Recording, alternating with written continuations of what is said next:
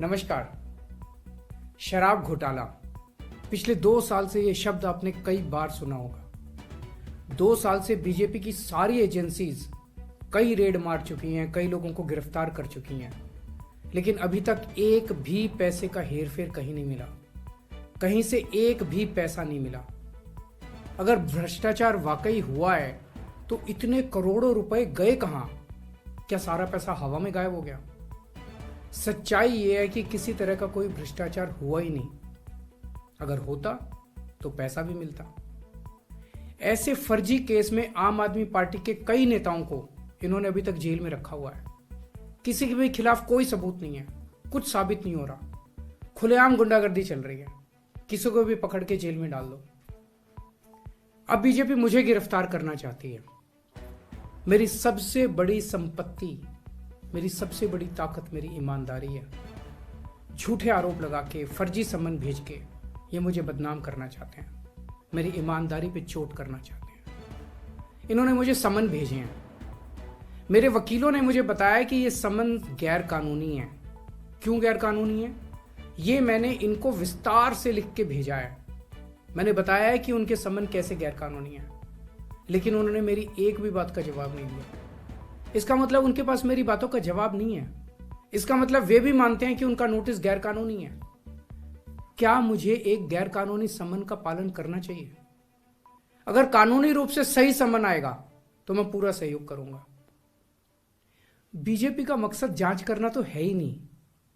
इनका मकसद तो लोकसभा चुनाव में मुझे प्रचार करने से रोकना है। ठीक लोकसभा चुनाव के पहले इन्होंने मुझे सम्मन भेजा है। क्यों? इस जांच को चलते 2 साल हो गए।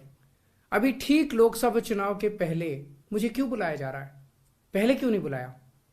सीबीआई ने मेरे को 8 महीने पहले बुलाया था। मैं सीबीआई में गया था, उनके सारे जवाब भी दिए थे।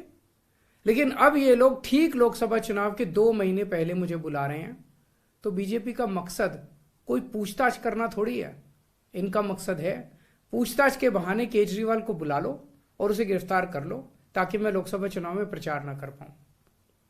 आज बीजेपी भ्रष्टाचारियों को नहीं पकड़ रही, बल्कि खुलेआम ईडी और सीबीआई का इस्तेमाल करके दूसरी पार्टियों के नेताओं को तोड़ के बीजेपी में शामिल करवाने का काम किया जा रहा है।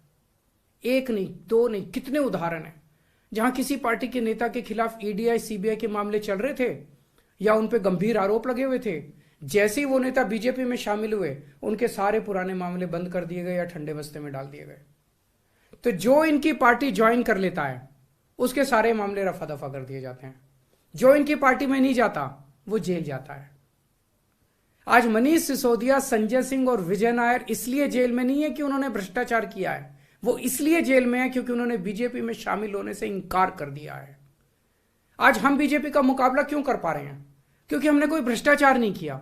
अगर हमने जरा सा भी गलत काम किया होता तो दूसरे भ्रष्टाचारी नेताओं की तरह आज भी हम बीजेपी में शामिल हो चुके हैं, तो होते आज तक।